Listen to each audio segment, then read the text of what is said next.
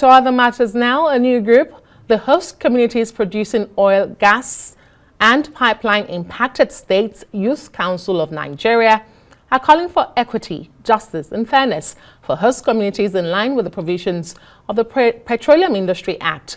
The group made this call while addressing journalists in Abuja, saying the degradation in the region has been neglected for so long by international oil companies operating in the region.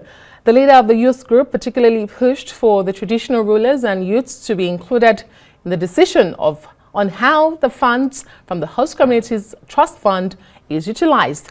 The young people expressed gratitude to the federal government for renewing the contract of private security outfit Tantita, as the activities of the organization contributed to significant increase in the nation's oil production output from 900,000 barrels in 2022 to 1.8 million barrels this year, according to them.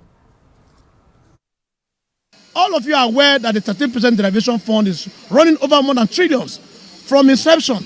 But in every month, these governors sit down in their various offices counting for the billions to run into their pocket. And the fund is meant to address the underdevelopment in the Niger Delta region and the host communities. But we must have to say that enough is enough. We must have to protect our facilities as enshrined in the PIA law, protect our facilities and to work accordance with the law and the law enforcement agencies and the Tantita security firm to make sure that our facilities are being protected, and therefore we shall also look at what is in return for remediation, environmental pollution, environmental degradation. We must hold the IOCs accountable. You cannot just come around to destroy the environment because you are paying peanuts for 10% or 3% PIE, or because of the whatever things or pipeline shutdowns that is in the region, that you will not go talk about the remediation and environmental pollution, environmental degradation, wherever the gas fled. Since Tantita was given that contract since 2022 to date, you discover that there have not been any case of pipeline explosion and the rest. So this is because they have been able to find a way to employ the youth, over 10,000 of them. But what we are saying now, since the PIA Act came to be, the 3% allotted to these host communities are not getting to the youth. The youths are not carried along. So to avoid the reoccurrences of what has happened in the time past, is that for every decision making around that 3%, how the money is generated, how it is allotted, and how it is being cascaded onto our people, we want to be aware. That's what we are saying. We need to be aware so that we can advise on policies, framework, investment, education systems they can do to help our communities. Well, Emmanuel Pathfinder is the president, hosts Community Producing Oil and Gas Youth Council of Nigeria, and he joins us in the studio to look at the challenges of the host communities in the Niger Delta region. Thank you so much for being on the news tonight. Thank you, my sister. A pleasure being here. Well, this is a new group. You're calling for equity, justice and fairness for host communities. In what way exactly? Yeah, you might say it is a news group.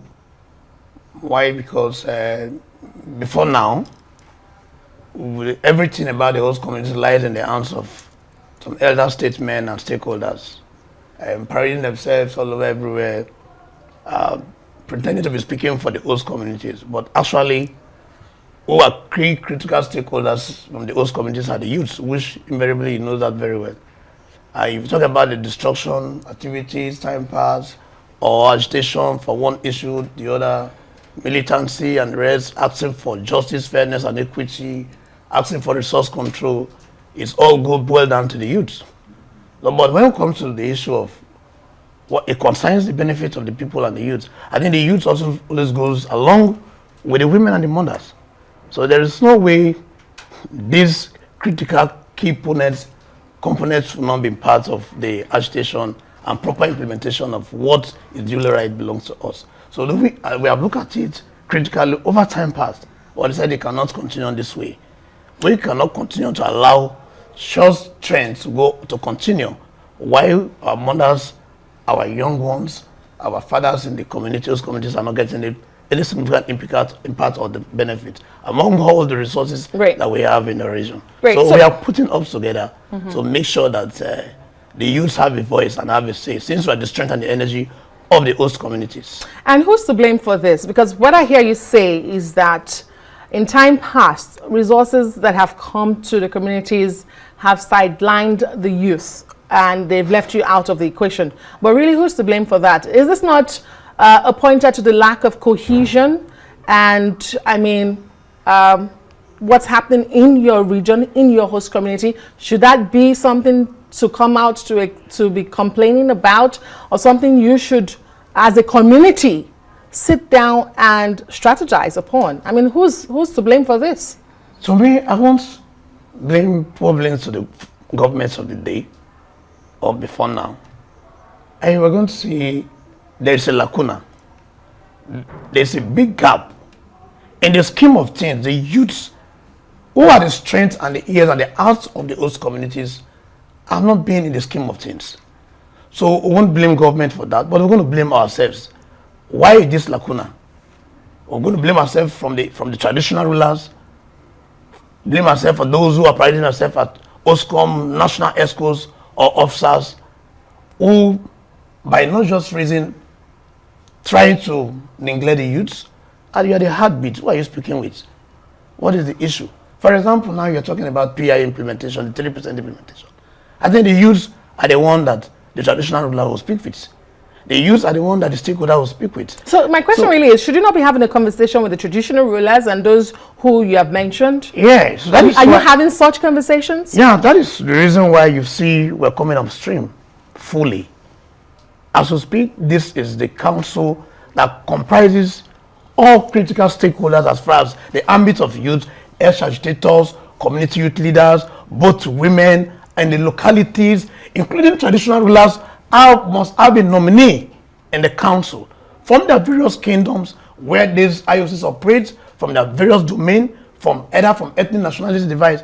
We will all come together and form a quorum to say enough is enough, and we cannot continue to allow the degradation, environmental pollution, even though the 10% is being paid on monthly basis. What's the benefit of the host communities? If we are not put ourselves together as youths, must we always fold our hand to say one governor comes, he ends up in 8 years and we've seen nothing, and federal government is releasing 13% derivation, and the more, don't you see, in clear example, what Tantita is doing? You must give it to him back to back. He never neglected any host communities. He never neglected any youth, either both, including women, even traditional rulers. No community, as I speak, that is being denied. But he knows, Tompolo as a person knows very well that back in the days, these are the youths. They are the one that knows where the onus is. They understand the creek. They understand every news and chrono in the creeks of the Niger Delta. So they must be at the forefront to say enough is enough and safeguard these facilities. And he's doing well. Over more than 10,000 youths have been employed, not from Niger Republic, not from Cameroon, but from the host communities. That is why you're seeing the results. And I must say, it's not putting the money into this pocket like the way the 30% funds, billions will be going out every month and every 30 days in the hands of the governors and sit down quietly and be blaming the federal government for underdevelopment in our communities. But whatever peanuts that is being paid to Tantita Security Services, the management deem it fit to make sure it goes straight to those who are at the forefront in the midnight, in the afternoon, in the morning, to make sure that they safeguard the national asset. And that has yielded a lot of results. So this is what we are saying. Okay, so for clarification, are you asking that this monies be given to you? Is it the challenge of you not receiving your own share or cut of the money, or you're asking for real development and you're challenging your government, your traditional rulers, as to why you're not seeing those infrastructure, those development that it should be used for?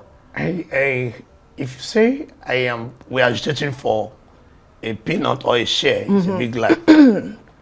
We are saying that, look at this critically, please. The Niger Delta region is one of the most blessed and opportune regions. You also where what is called NDDC from the inception of creation of NDDC from 2000 to date. There's a special fund allocated for the development of the region as an intervention agency. Yes. We're also aware of the Ministry of Niger Delta before now. It's now regional development. A special ministry across all the regions. A special ministry was created for more to collaborate on the development in the region. We also have the 13% derivation fund born out of necessity that since you guys are searching for resource control, let this be before with whatever that you produce as production content. Let this one go back to you for the development of the host communities. So there is no proper perspective, proper implementation. These funds are not supposed to be meant for the pocket of one governor who just finished university and find his way to the office of a governor. Then said he oversees and every month he collect the money into his pocket. We are saying that let there be development. Great. So in the host communities, that is what we are talking about. The issue of marginalization, the issue of environmental degradation is a different ballgame. It's on the IOC's part. They were going to tackle that on the remediation. If you ask me the question, do we allow the exploration activities to continue in the Niger Delta? Yes, but there must be a remediation for the exploration activity and degradation of environmental pollution that is taking place in the Niger Delta region. If not for Tompolo, that have deemed it fit in this pipeline of land. We have to wrap up. We're almost out of time. Yes, you made your point about Tantita. Yes, are you optimistic about resolving these issues through dialogue? What's your next step as we wrap up? Our next step is we are pinpointing our gray areas, how we've been able to engage all the intervention agencies, regulatory agencies, by NNPC, NUPRC, and what have you, that we must have a channel for the proper development of the host communities. Back in the days, one man carried a briefcase and he moved to Abuja and said, I am the national chairman of Comm. When even in his national ESCO, that he claimed that he's parading, the traditional rulers and the youth and the women that bear the burden in the host community are not represented. So this is where we're going to address our issues. True representation. Yes, true representation in this council. All right. Yes. And I think that's not too much to ask. That's not too much to ask for. Thank you so much. Emmanuel Pathfinder is the president, host community producing. It's a new body that has come on board for the host community asking for real development in the Niger Delta region. Thank you.